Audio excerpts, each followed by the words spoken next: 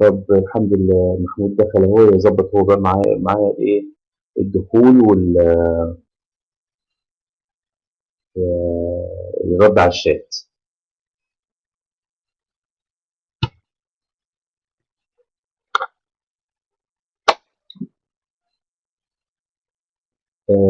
زي ما قلنا نتكلم على ادوار البلاغين ومسؤولياتهم، وبعد كده نتكلم على المشاريع اللي بتحتاج مراجعه والمشاريع اللي مش محتاجه مراجعه.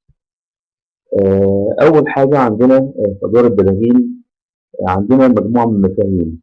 عندنا الراعي البالغ اللي احنا بنسميه المشرف، وعندنا العالم المؤهل اللي هو المشرف العلمي دكتور الجامعه المعيد، هنتكلم عليه بالتفصيل.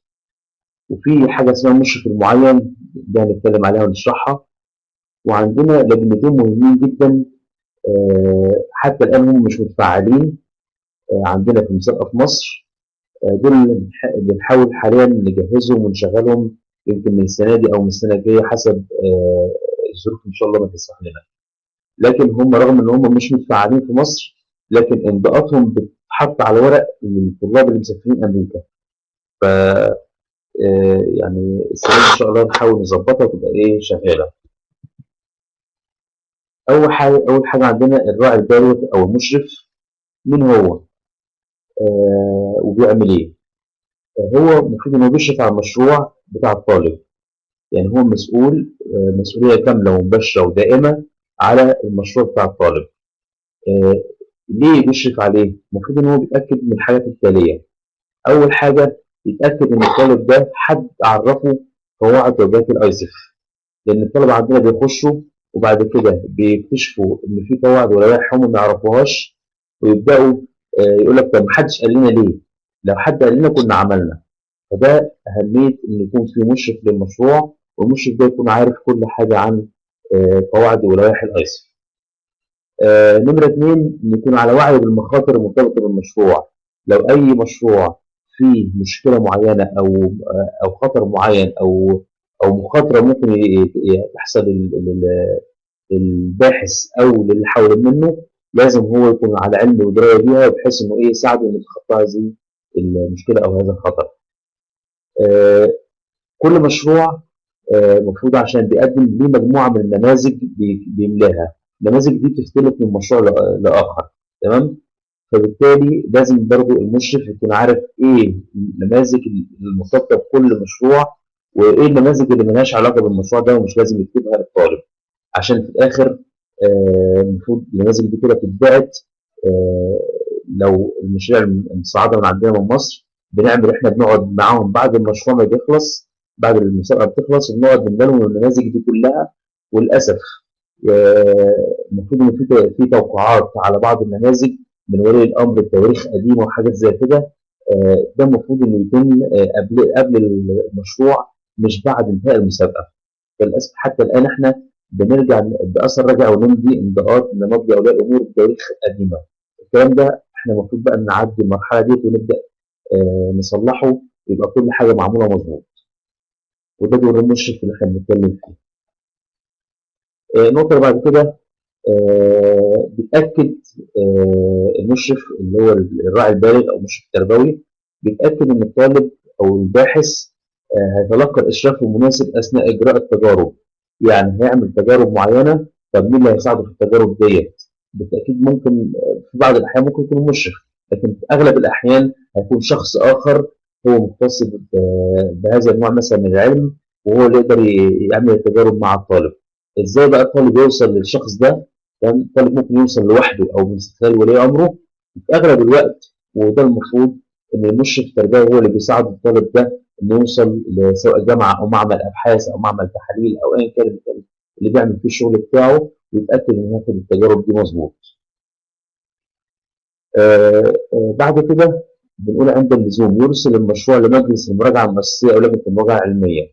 انا مش هعلق على النقطه دي لان لسه ما اتكلمتش عن ايه مجلس المراجعه المؤسسيه ومش عن ايه لجنه المراجعه العلميه. بس في بعض المشاريع بتحتاج لازم تعرض على احدى هذه اللجنتين. تمام. فبالتالي لازم هو المشرف يكون عارف مدى احتياج المشروع لهذه اللجان، ويبدأ يوجه الطالب إنه يرسل المشروع بتاعه الأول أو ورقه الأول للجنة دي عشان توافق أو ما توافقش عليه. طبعا آخر حاجة كده مكتوبة: المعلم عادة ما يخدم كراعي باله. يعني أغلب المشرفين أو المشرفين التربويين عندنا هم المعلمين، لكن ما فيش عندنا قانون بيمنع إن يكون المشرف ولي أمر مثلا، أو حد مهتم بالولد أو أي حاجة، أو جهة أخرى. تمام. لكن إحنا بنشترط حاليا إن يكون معلم.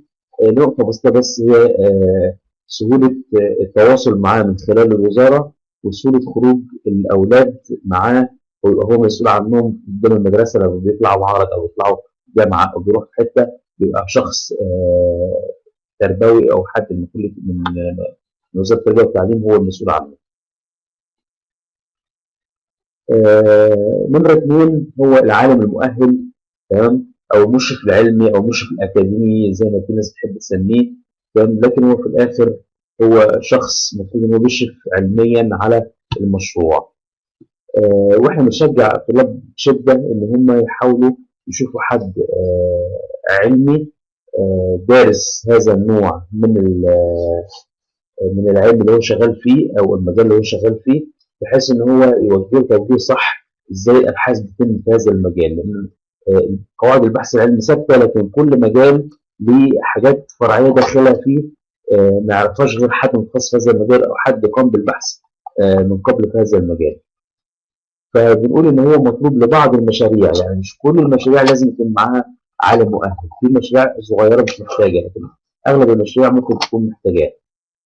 مواصفاته انه يكون حاصل على درجه علميه ولتكن دكتوراه مثلا او ماجستير، او خبره مرتبطه ببحث الطالب. يعني مثلا مهندس بقاله 10 سنين شغال عملي في مصنع مثلا، فعنده خبره كبيره جدا ممكن يفيد بها الطالب.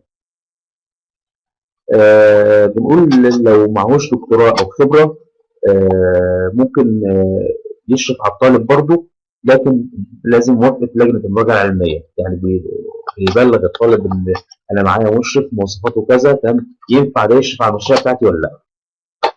وفي عندنا نموذجين. تمام. نموذج قصدي سوري نموذج رقم اثنين. تمام. ده الكيو اس اللي هو كواليفايد ساينتست، يعني عالم مؤهل. تمام. ده بنلاقي العالم او المشرف العلمي ولو شفناه النموذج في وقت من الاوقات هتلاقيه كله عن كم المساعده اللي هو قدمها للطالب، والطالب قام بايه وهو قام بايه، عشان نعرف بس المشروع هل هو تقديم الطالب نفسه ولا حد مديهوله وبيشتغل بيه. طبعا يعني حاجه جانبيه كده، بره الناس ما بتكذبش، مش عارف ليه. لكن احنا هنا اهو ممكن الولد يقول انا عملت كل حاجه، ويكون شخص تاني عامل كل حاجه. هم بره بيفترضوا الصدق لحد ما يحدث العكس. تمام. فنرجو ان احنا الكلام ده يكون مظبوط عندنا برضه زي ما هو مظبوط بره. الشخص الثالث هو المشرف المعين. تمام. معنى كلمة مشرف معين يعني مش هو بيجي مع مشروع، لا، ده في بعض الأحيان بنلاقي إن المشروع ده محتاج مشرف مواصفات معينة عشان في جزئية في المشروع محتاج يعملها. كمثال مثلا لو بنشتغل على الحيوانات والمشاريع الفقارية. تمام. مشاريع الحيوانات الفقارية، وهنعمل تجارب على حيوانات أو تشريح أو كلام من ده. سبب رفض أغلب المشاريع بتاعتنا بره إن الطالب أو الولد أو البنت اشتغل على حيوان فقاري بدون مراعاة القواعد واللوائح المرتبطة بالعمل على حيوانات فقارية. فعشان كده في أي مشاريع علمي في حيوان فقاري زي الضفدعة مثلا أو الفار أو أرنب أو كده، وهنعمل عليه تجارب، فلازم التجارب دي تتم مع حد بيعرف يتعامل مع الحيوانات الفقارية. نفس الكلام بالنسبة للكيماويات. يعني ما يلاقيش بنت جايه بتشتغل باحماض وايديها كلها مهريه، صابعها كلها مهريه، تقول لك اصل كنت بحط الاحماض على بعضيها. ده طبعا بسبب عدم وجود مشرف فاهم في التعامل مع الكيماويات او الاجهزه الخطره. تمام. المشرف ده بيشرف على المشاريع المتطلبة على المشاريع نوعية المشاريع ديت في حالة طبعا العالم المؤهل ما يكونش جاهز إنه إشراف مباشر على الطلاب. يعني ممكن العالم المؤهل ده دكتور جامعي مش فاضي، فبالتالي مش هينفع مع طالب أثناء إجراء التجارب، لكن ممكن حد متخصص مع أمين معمل أو معيد أو كده يقوم هو بدور المشرف المعين. طبعا يا ريت حضراتكم لو هيبقى عندكم أسئلة أو كده سجلوها أول بأول، وبعدين في آخر البرزنتيشن إن شاء الله نبقى نتناقش فيها لو محتاجين فيها حاجة. عندنا مجلس المراجعة المؤسسية الاي ار بي. تمام. ده مختص بالدراسات الإنسانية، الدراسات اللي بتتم على بشر، زي مثلا مجال العلوم السلوكية. في بعض الدراسات بتتطلب تدخل المجلس ده، في بعض الدراسات مش محتاجة تدخل، وهنشرح الفرق بينهم إن شاء الله. مين أعضاء اللجنة ديت أو المجلس ده؟ بنقول هم قايلين في القواعد بتاعتهم: معلم، مدير المدرسة، تمام، وشخص على دراية بتقييم المخاطر الجسمية أو النفسية، زي مثلا طبيب نفسي، معالج نفسي، أخصائي اجتماعي، أو مستشار كلينيكي. تمام. دول الثلاث فئات اللي ممكن تنضم لهذا هذه اللجنة. تمام.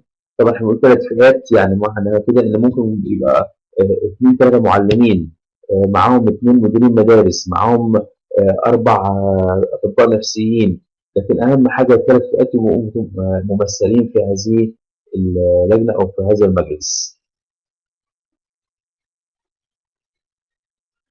اخر لجنة عندنا هي لجنة المراجعة العلمية، الاس ار سي. دي تقريبا اهم لجنة، ودي اللجنه اللي بترفض المشاريع بره. يعني دي اللجنه اللي بعد ما تروح لها المشاريع بيرجعوها لنا تاني ويقول لنا المشروع ده فيه عيب كذا او كذا او كذا. تمام. وهنتكلم على المشاريع ايه نوعياتها اللي بترفض من خلال اللجنه دي او اللي ممكن تقبل تحفظات. اولا اللجنه دي دورها ايه؟ بتراجع بعض وليس كل، بعض المشاريع قبل اجراء التجارب. يعني مش كل المشاريع اللي هتشتغل معانا لازم تعدي على اللجنه دي، ده في بعض المشاريع بس هي اللي محتاجه ان موافقه اللجنه قبل اجراء التجارب. برضو بتراجع كل المشاريع قبل المسابقه مباشره.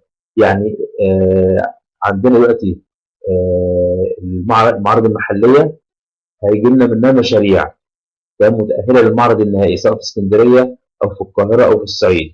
تمام. المفروض لجنة المراجعة العلمية بيجي لها ملخصات المشاريع دي كلها، وتبدأ تشوف مشروع وتبدأ تراجعه قبل ما يخش عندنا المسابقة.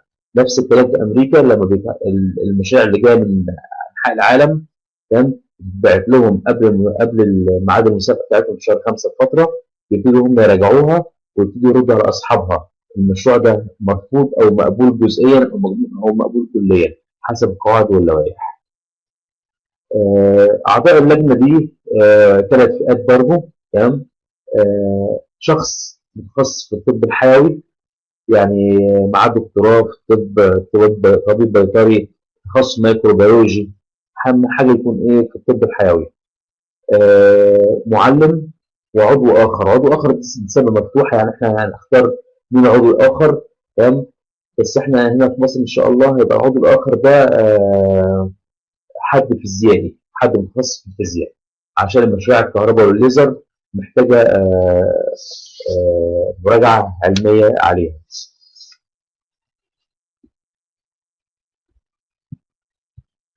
لجنة المراجعة العلمية ومجلس المراجعة المؤسسية المشتركة في بعض الدول، ومن ضمنها احنا ان شاء الله هنعمل الخطوة ديت، ان احنا مش هنعمل لجنتين، هنعمل لجنة واحدة مشتركة هتقوم بالدورين، يعني تشرف على المشاريع الإنسانية وفي نفس الوقت تشرف على المشاريع اللي فيها طبية أو محتاجة إجراءات على الحيوانات أو على الميكروبيولوجيا أو كلام من ده.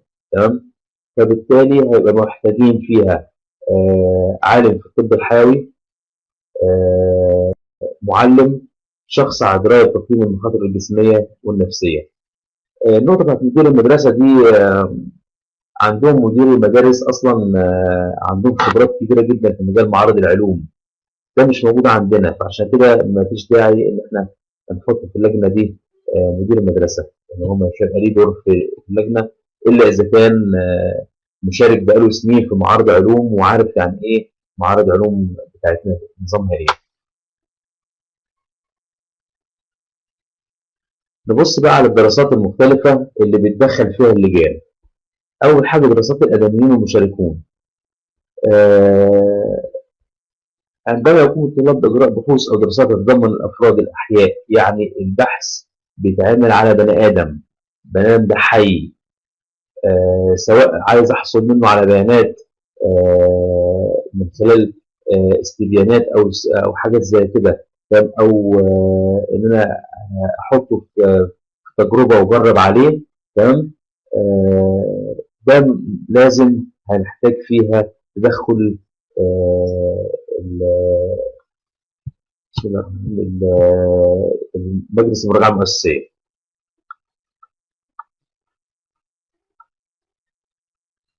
عندنا بعض الدراسات معفاة مش محتاجة مراجعة مجلس المراجعة المؤسسية نماذج الأمين المشاركين.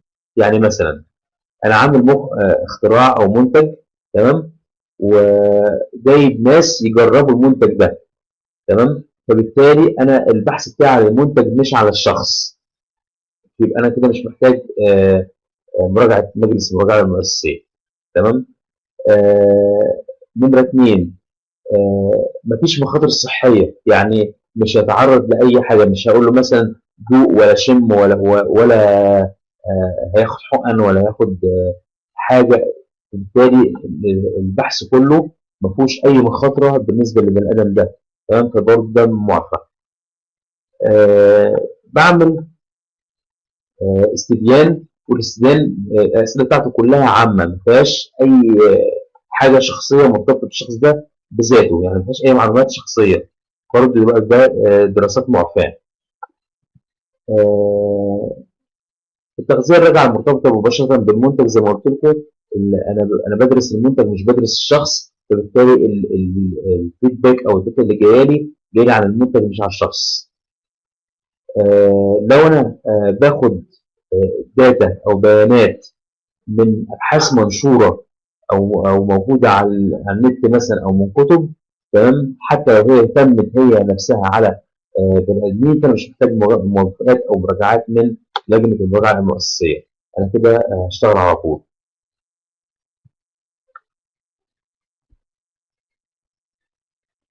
في دراسات ثانيه معفاه برضو معانا آه، في الابحاث السلوكيه، في حاجه اسمها بطاقه ملاحظه، يعني الشخص بيقعد في المكان ويلاحظ، ما بيتدخلش، تمام، فبالتالي مفيش تفاعل، مفيش تلاعب في البيئه، انا مش هغير في البيئه المحيطه بالشخص اللي انا محل الدراسه، انا براقبه وانا قاعد بعيد، يبقى انا كده في الحاله دي انا مش محتاج اي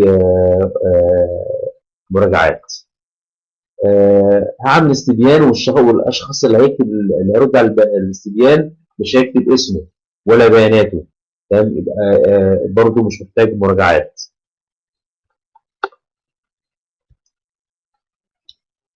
دراسات باستخدام بيانات معتمده محدده او مقوله المصدر.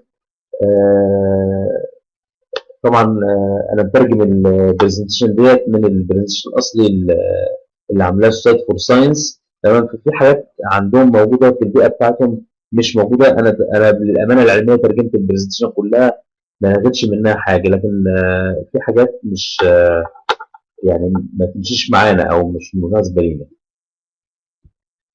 بعد كده في بحوث الادميين المشاركين، بيقول لك مجلس المراجعه المؤسسيه يجب ان يراجع ويوافق على خط البحث قبل بدء التجارب، وانا حاطط شايل السطر على كلمه قبل، تمام، لان ما ينفعش ابدا التجارب وانفذها وبعد كده اروح ادور على الموافقه. طب موافقه على ايه؟ ما انا عملت التجارب خلاص.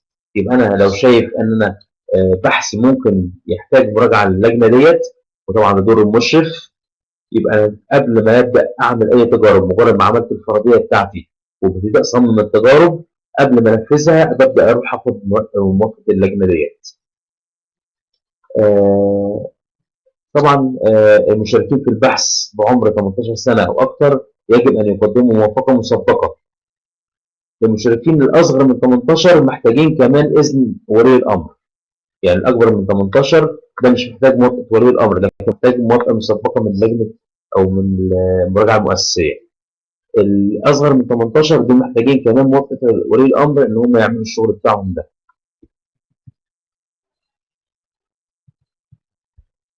طبعا المجلس دوره إن هو بيقيم المشروع ويقرر مستوى المخاطر، يعني كمية الخطر الموجودة في المشروع ده إيه؟ هل هي كبيرة، منعدمة، متوسطة؟ تمام، وعلى ضوءها يصدر قراراته.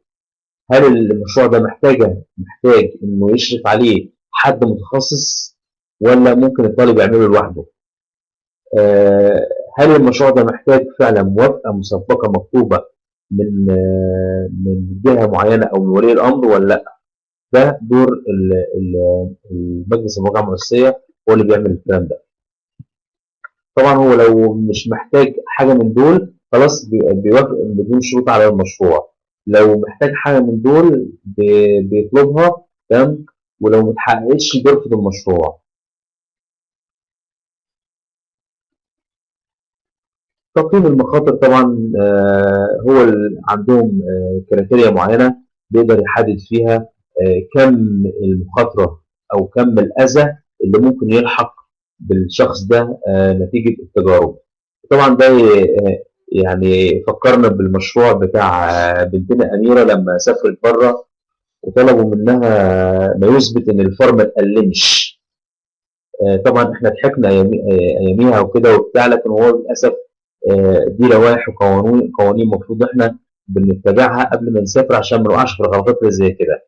المفروض انا عملت تجارب على حيوانات، فالمفروض انها بتتخدر بطريقه معينه، وبيبدا التعامل معاها بعد التخدير بهذه الطريقه بحيث ان تتاكد الحيوان ما تعذبش واحنا شغالين عليه، ما بالك بقى البني ادم. فبالتالي لازم احدد كميه الخطر او الاذى اللي متوقع انه يلحق بهذا البني ادم اثناء ما هو شغال. طبعا الدراسات التي تزيد عن الحد الادنى للمخاطر يجب ان تطلب موافقه مسبقه مكتوبه ومصادقه من اذن من ولي الامر، والتقرير النهائي لهذه المتطلبات يتم بواسطه مجلس المراجعه المؤسسيه. هو الوحيد اللي يقدر يقول الكلام ده.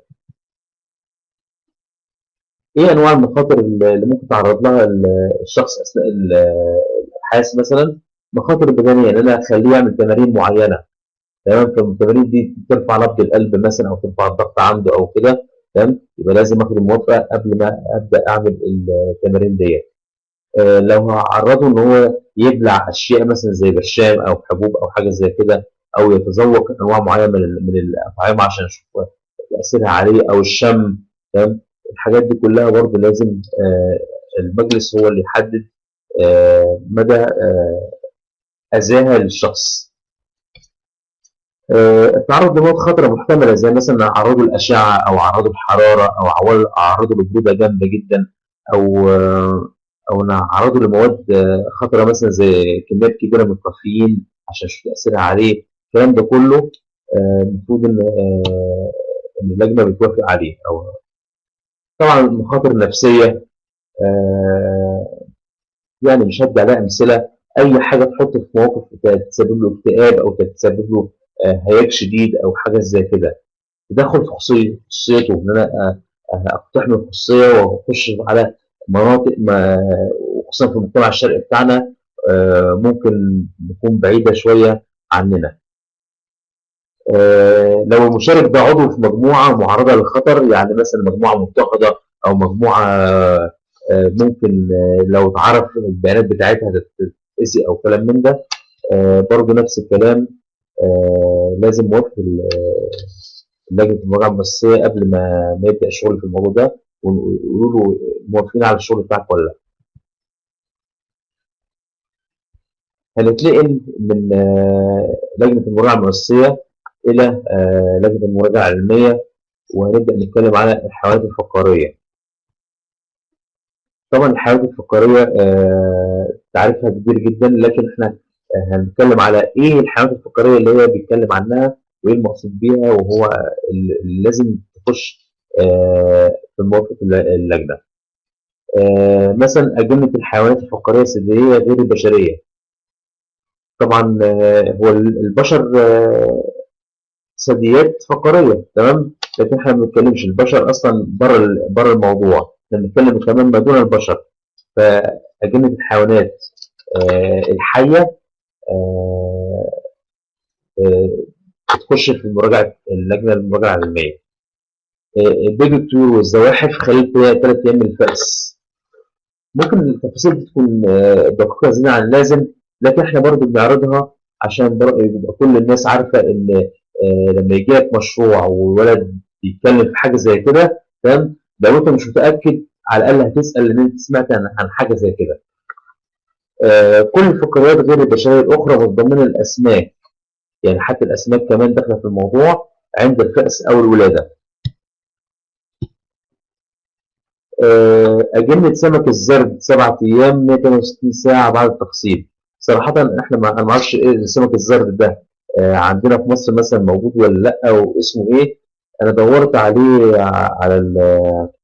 على جوجل.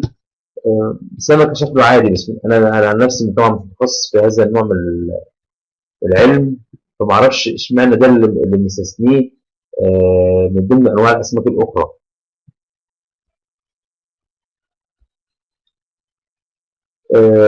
في دراسات بقى محظوره، يعني احنا ما بنشتغلش فيها، لما بيجي الولد يتكلم فيها بنقول لا دي ما ينفعش نشتغل فيها. اي دراسات تسبب سميه متضمنه المواد السامه المعروفه التي يمكن ان تضر بالصحه او تدمر الحياه. سم معروف وهبدا اعمل تجارب عليه، تمام، ده محظور العمل فيه. تجارب سلوكيه بها، تكيف باستخدام المنبهات بالإكراه. يعني أنا عايز أشوف تأثير المخدرات على التحصيل الدراسي، فهجيب عينة دراسية، عينة من الطلاب وهديها مخدرات عشان أشوف تأثيرها عليهم. طبعا ده محظور تماما. فصل بين الأم وطفلها، مش محتاجة شرح، إن أنا أشوف تأثير بعد الطفل عن الأم والأم عن الطفل والكلام ده كله، ده ممنوع. تسبب في عجز في التعلم، يبقى أنا هسبب في عجز ما في التعلم. هجيب الطفل مثلا وهفصله عن البيئة التعليمية فيتأخر في التعلم، وأشوف نفسيته عاملة إزاي. طبعا في حاجات ما ينفعش نرجعها تاني. الضرر حدث ما نقدرش نرجعه تاني. في دراسات الألم، طبعا مش متخصص في هذا المجال، لكن أعتقد إنه يقصد إن أعرض السبجكت بتاع التجربة لكميات معينة مختلفة من الألم وأشوف تأثيرها عليه. طبعا التجارب على الحيوانات المفترسة والفرائس الفقارية، الشغل على هجيب أسد أو بتاع، زي واحد طالب من وسيم قرد عشان يعمل عليه تجارب، تمام. فالحيوانات المفترسة والفرائس الفقارية نفس الكلام، ما ينتبه عليها، دي ممنوع العمل فيها. في محظورات إضافية. المشاريع اللي تسبب ألم مؤقت أو بسيط أو تسبب الاكتئاب أو مصممة لقتل الحيوانات الفقارية غير مسموح بها. يبقى أي شغل على هذا المجال لازم ناخد بالنا منه. هل أنا هجيب حيوانات وأقتلها، تمام، عشان أشوف مثلا حاجة معينة؟ طبعا ده ممنوع. فقدان الوزن أو زيادة الوزن أكثر من 15% لأي حيوان تجارب أو متحكم به غير مسموح به. يعني أجيب فار واقعد اكله بعلفه عشان يكبر مثلا يوصل حجم معين عشان اعمل عليه تجارب. لو الوزن ده زاد عن 15% ممنوع. لو انا جبت مثلا 10 فئران وبعمل عليهم تجارب، موت منهم 3، فمجرد ما عديت ال3 خلاص البحث كده ايه بيبوظ مني، يبقى انا كده بجيب الحيوانات وايه بموتها. كل ده ممنوع.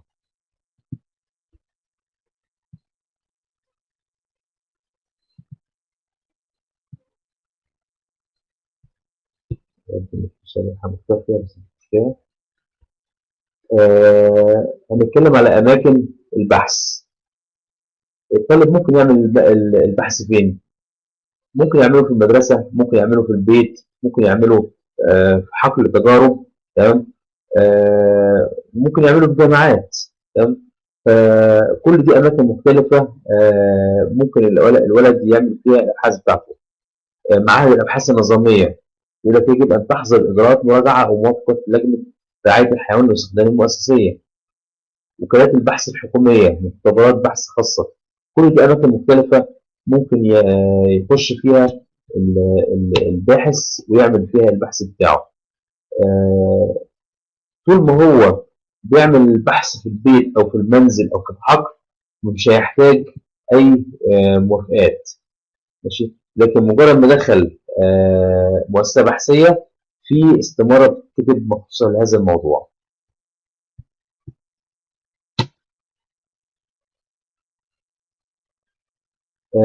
متطلبات الدراسة في المدرسة والمنزل والحقل، الدراسات الزراعية والسلوكية ودراسات المراقبة أو دراسات التغذية التكميلية، دراسات غير غازية وغير التطفيلية بدون تأثير سلبي على صحة الحيوان أو رفاهيته. يعني أنا بدرس الحيوان لو مش هعرضه لأي طفيليات مثلا أو أي غازات أو أي حاجة تأثر على صحته. خدت بالكم من حتة رفاهيته دي؟ احنا محتاجين برضو حد ياخد باله من رفاهيتنا كده شوية.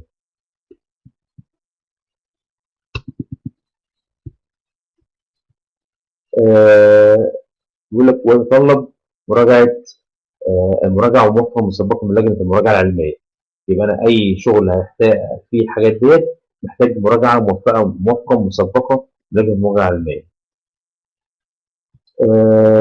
متطلبات إضافية للدراسة في المدرسة والمنزل والحقل. لجنة المراجعة العلمية هي اللي بتحدد مستوى الإشراف المناسب للدراسة. هل إحنا محتاجين مشرف معين ولا محتاجين متطوعين بس يساعدوه ولا محتاجين عالم مؤهل. ولكن دايما يبقى عندنا نموذج 5 ألف مطلوب للدراسات دي. نشوف بقى الدراسات في مؤسسات البحث النظامية. يعني احنا الدراسات في المنزل أو الحقل أو المدرسة في نموذج 5 ألف بتملي، وبنشوف هل احنا محتاجين نوعية معينة مشرفين عليه ولا لا. لما بتروح مؤسسة بحثية المشرفين دول بيبقوا موجودين، يعني انت بتعمل بحثك في الجامعة أو في مؤسسة بحثية، فبالتالي انت مش هتجيب مشرفين، هم مشرفين أصلا موجودين. فبالتالي انت في عندنا نموذجين بيتمروا في هذه الحالة. تمام. اولا لازم توافق عليه لجنه حمايه الحيوان واستخدامه الاساسيه. يعني اميره كانت عامله البحث بتاعها في جامعه المنصوره، كليه طب المنصوره، لكن رغم كده ما اتبعتش القواعد مظبوط هناك. فبالتالي المشروع اترفض هناك، ولما سافرت ما عرضتش، ما خلاهاش تعرض. لجنه المراجعه العلميه المحليه يجب ان تراجع المشروع قبل التجريب. يعني في لجنه المراجعه العلميه النهائيه، تمام، بيجي لها البيانات. لكن لجنه المراجعه العلميه المحليه، وده احنا عايزين نعمله، ان يبقى عندنا في كل محافظه في لجنه مراجعه علميه خاصه بالمعرض المحلي. قبل ما الطالب يخش المعرض المحلي يقولوا انت ماشي مظبوط ولا مش ماشي مظبوط، عشان لما الطلبه تيجي نظام فلتره يجي لك المعرض النهائي، تمام، يبقى كله معدي على لجان علميه. يخلص المعرض النهائي يعدي على لجنه علميه ثانيه وهكذا. في حالة المؤسسات البحثية في عالم مؤهل يبقى موجود، فبالتالي بيملى نموذج اسمه 5 ب بيوثق فيه موافقة لجنة حماية الحيوان والاستخدام المؤسسية.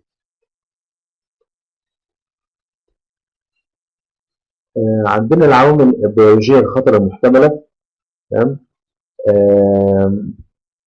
طبعا دي تخصصي رياضة مش بيولوجي، فهتكلم عليها في حدود اللي افهمه. الكائنات الدقيقة اللي هي البكتيريا والفيروسات والفطريات والألخ أيا كان أنواعها. الحمض النووي المترابط، الأنسجة البشرية أو الحيوانية الطازجة أو المجمدة، الدم أو سوائل الجسم. كل دي عوامل بيولوجية خطرة محتملة. تمام. جميع الدراسات المتضمنة العوامل البيولوجية والخطر المحتملة. الدراسات يجب أن تحصل على موافقة مسبقة من لجنة المراجعة العلمية، لجنة حماية الحيوان والاستخدام المؤسسية. يعني كل الدراسات اللي فيها اللي احنا قلنا عليها كانت دقيقة، حمض نووي مترابط، سواء الجسم أنسجة بشرية أو الأنسجة حيوانية، كل دي لازم بتاخد موافقات من لجنة المراجعة العلمية. الدراسات يجب أن تحصل على موافقة مسبقة. معظم الدراسات محظورة في بيئة المنزل. يعني محدش يجي يشتغل على عينات دم مثلا أو فيروسات أو كده ويقول لي شغال فيها عليها في البيت. طبعا ده البحث كده هيترفض قبل ما تشتغل فيه. أي أبحاث فيها عوامل خطرة بيولوجية مثلا، آه، فيروس في طور التكوين أو طور العدوى أو كلام من ده، كل ده لازم يكون في مؤسسة بحثية. الدراسات بقصد الهندسة الوراثية للبكتيريا بمقاومات متعددة للمضاد الحيوي المحظورة. هجيب بكتيريا وأقعد بقى أهندس فيها وأغير عشان أغير من نوعها، فطلع الإيكولاي اللي عامل مشاكل في أفريقيا مثلا. طبعا لازم يتم تقييم المخاطر بالنسبة لأي أبحاث بهذا النوع. فمطلوب لجميع المشاريع التي بها عوامل بيولوجية خطرة محتملة يتم فيها تقييم المخاطر، بتحدد مستوى الأذى المحتمل، إصابة أو مرض النباتات، الحيوانات أو الآدميين. بتضمن تعيين عامل بيولوجي لمجموعة خطر، تقرير مستوى الاحتواء البيولوجي، تقييم خبرة البالغ أو البالغين، نشوف يعني المشرف اللي بيشرف عليه يعرف إيه عن الموضوع ده، لأن لو ما بيعرفش ومشغله وخلاص ده ممكن يسبب أذى أكبر من النفع اللي هو بيقدمه. تعيين مستوى الأمان البيولوجي النهائي. آه، الدراسات ذات المستوى الأمان البيولوجي واحد، ودي هنشرح في شريحة لاحقة. تمام. يعني إيه مستوى أمان بيولوجي واحد؟ يمكن عادة إجراءها في معمل التدريس الخاص بالمدرسة الثانوية أو الكلية. الدراسات ذات المستوى الأمان البيولوجي 2 يمكن عادة إجراءها في مؤسسة بحثية نظامية. الدراسات ذات مستوى الأمان بيولوجي 3 و4 محظورة لمشاريع الأيسف. وهنشوف الشريحة اللي بعد كده هتتكلم إيه 1 و2 وإيه 3 و4 دول. في الحالة دي في نموذج اسمه 6 ألف، نموذج العام البيولوجية الخطرة المحتملة، مطلوب لمعظم المشاريع متضمنة كائنات دقيقة، ولكل المشاريع متضمنة حمض نووي مترابط أو أنسجة طازجة بشرية أو لحيوانات فقارية. يبقى في بعض المشاريع اللي هي متضمنة كائنات دقيقة هتملى النموذج، إنما كل المشاريع اللي فيها حمض نووي أو أنسجة طازجة بشرية أو حيوانات فقارية دي لازم تملاها إجباري.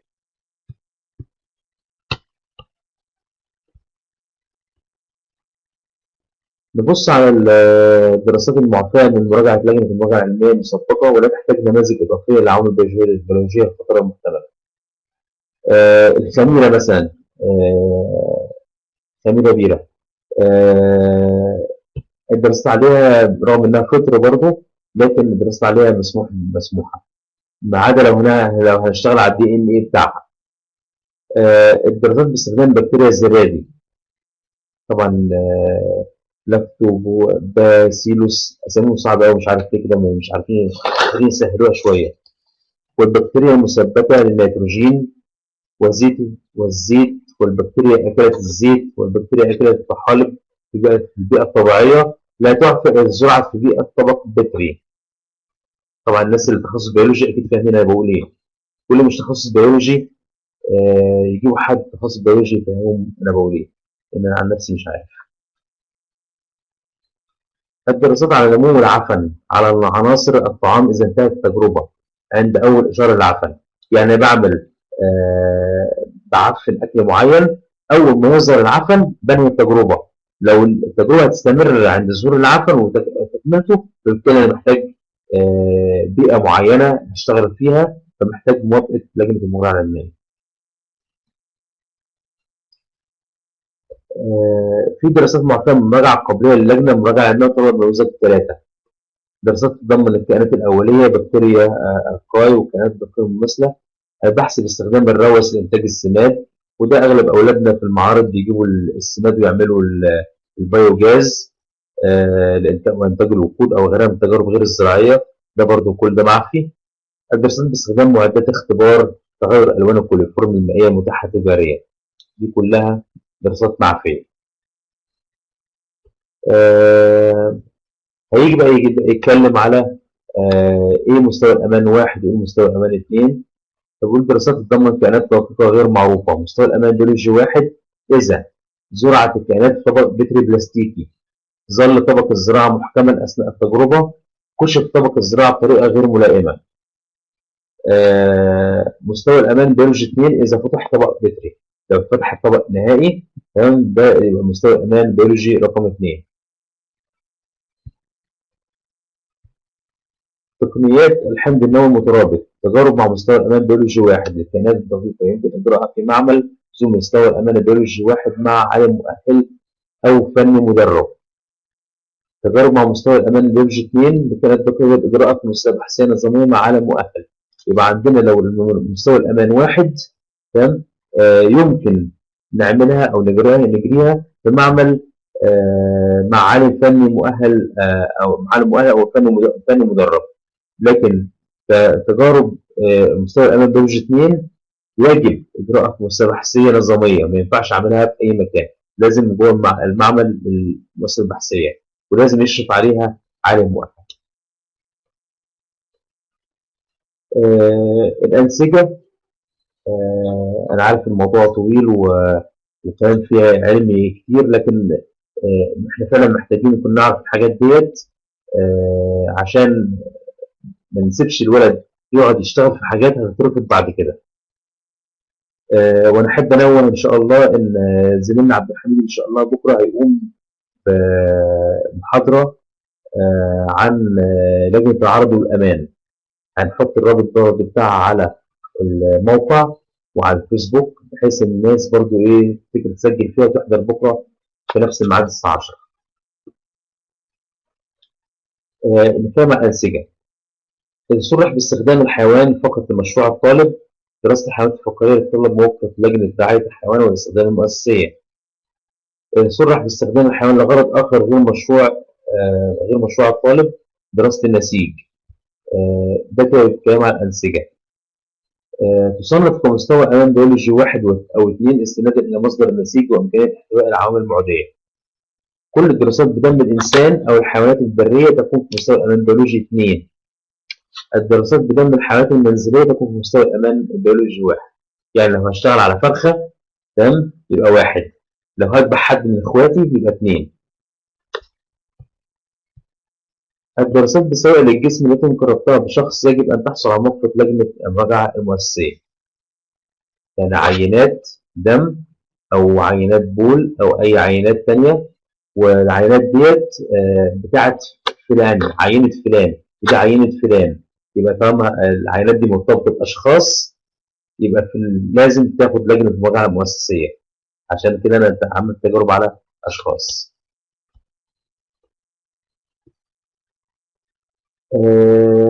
هنتكلم عن الكيماويات والخطرة والأنشطة والأجهزة الخطرة. طبعا الكيماويات، المعدات، عناصر الخطر على مربى إدارة مكافحة المخدرات اللي هي بيسموها جدول. لما تخش الصيدلية يقول لك إيه الدواء ده جدول، تمام، ده معنى كده إنه ما بيطلعش غير بوصفة. كل دي برضو من ضمن المواد الخطرة. وصفات الأدوية الطبية، الكحول والتبغ، الأسلحة النارية والمتفجرات، الإشعاع بأنواعه. كل دي حاجات بتعد خطرة ولازم التعامل معاها من خلال القواعد. الدراسات لا تتطلب مراجعة موقعة مسبقة للجنة المراجعة العلمية. كل دراسة تتطلب مستند تقييم مخاطر نموذج 3. العناصر الخاضعة لمراقبة إدارة مكافحة المخدرات تتطلب عالم مؤهل. يبقى أي عنصر من من الجدول لازم يشرف على البحث ده عالم مؤهل. الدراسات الباقية كلها ممكن مشرف معين، يعني ممكن يبقى معيد، ممكن يكون أخصائي في معمل، أخصائي أشعة، ممكن يشرف على مشروع، مش محتاجة عالم. طبعا هو بيوجه بالنسبة للعناصر الخاضعة لمراقبة إدارة مكافحة المخدرات، احنا نراجع القائمة بتاعتهم الجدول، تمام. والدراسات دي محتاجة عالم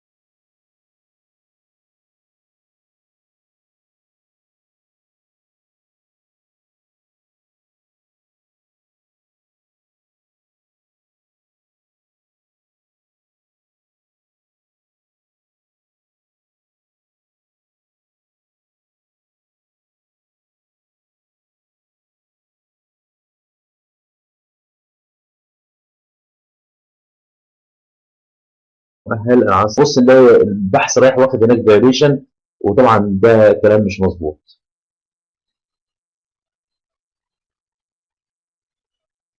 آه، لا طبعا الفرق بين مصادر البحث وخلفيه البحث ده موضوع يطول الكلام فيه، يعني استاذ صالح. مصادر البحث الحاجات اللي انا جبت منها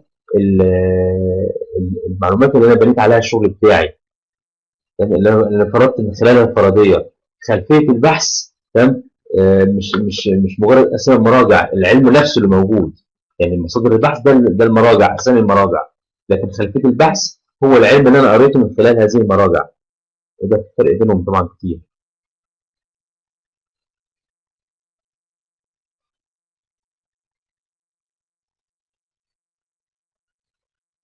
طبعا يا استاذ مروه المفروض المحاضره توجه بشكل رسمي للجان التنسيقيه، لكن يعني احنا دي خطوه على الطريق، احنا وجهناها لوصول المعلومه تمام، وممكن نبقى نعيدها في مره اخرى في وقت لاحق.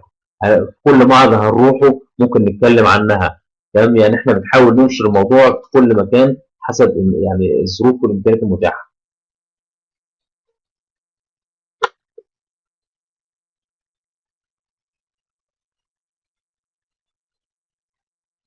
ايه هو البحث ال 50 صفحه استاذ هبه؟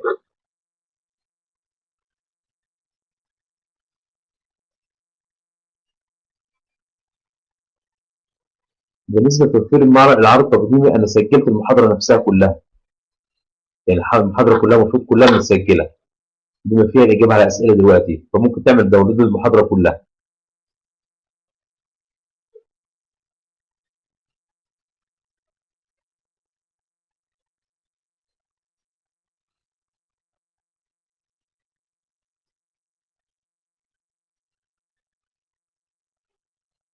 والله فكره مفيش مشكله، احنا حضرتك طبعا دافع استاذ مروه على الموقع عندنا، وعارفه ان احنا كنا عاملين اعلان ان اللي حابب يعمل محاضره تمام ممكن يشتغل معانا ويعمل محاضره. فبالتالي لو في حد من المحافظات عنده تجربه حابب يشاركها مع الباقيين، هنفرض له يوم الروم بتاعتنا، يعني الروم احنا داخلين عليها دي بتاعتنا، اي يوم في اي وقت في اي ساعه احنا بنحجزها ونخش نعرض عليها. فبالتالي لو في اي محافظه من المحافظات شايفه انها في تجربه ناجحه عندها وحابه تعرضها، ممكن برضو نقولها. طبعا دفتر التقرير ما حدش قال ان هو 50 صفحه، لو هو ده الاستاذ هبه تقصده يعني. دفتر التقارير مفتوح، ممكن يبقى صفحتين وممكن يبقى 1000 صفحه حسب جوده البحث وكميه الشغل اللي اتعمل فيه والمعلومات اللي موجوده فيه. هو ما هوش 50 صفحه، وده المفروض يكون مع الطالب تمام مجرد انتهاء من بحثه، يعني مجرد ما خلص البحث فبالتالي هو خلص الاجراءات بيطبعها بتبقى معاه.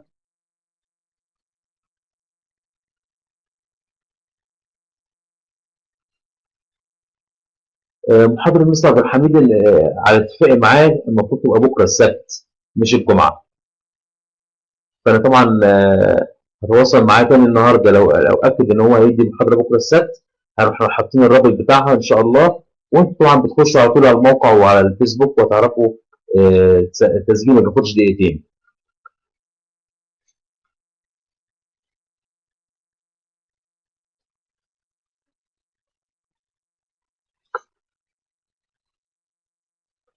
آه، استاذ مروه محمود بتقول ان عند الضغط على شهاده الحضور مفيش حاجه بتحمل. ف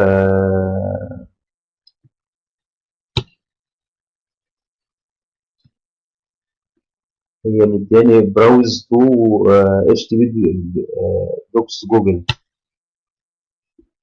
مش عارف انا اساسا انا هوست، فبدوس ما فيش حاجه بتيجي عندنا. انتوا ممكن تكون عندكم حاجه مختلفه.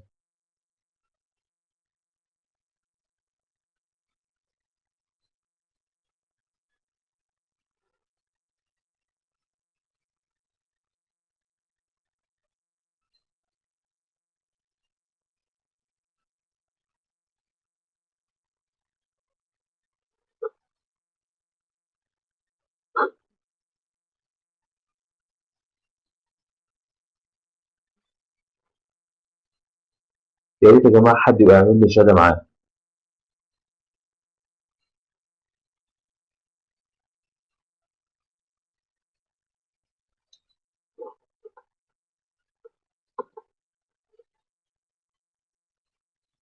عشان أنا متعود أخش المحاضرات ديّة وفي الآخر ما يجيليش شهادة.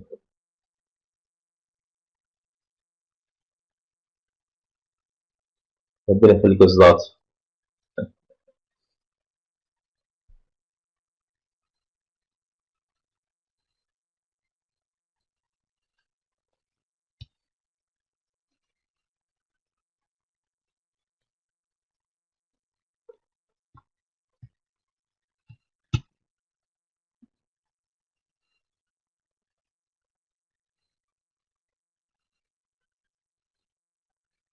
طيب في أسئلة من حضراتكم تانية؟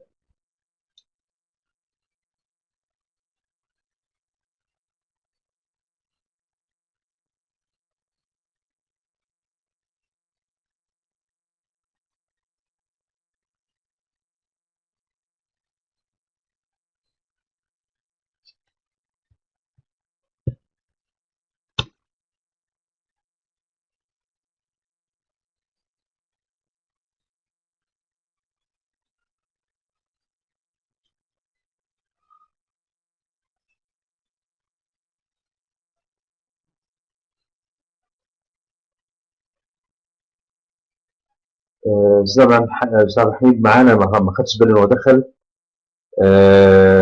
بيقول المحاضرة هيعملها يوم الجمعة القادمة 21/11 الساعة 10. يبقى ديكوا عرفتوا الميعاد أهو، إن شاء الله نحط الرابط ونحط الميعاد على الموقع ونتقابل مع الأستاذ عبد الحميد إن شاء الله يوم الجمعة القادمة.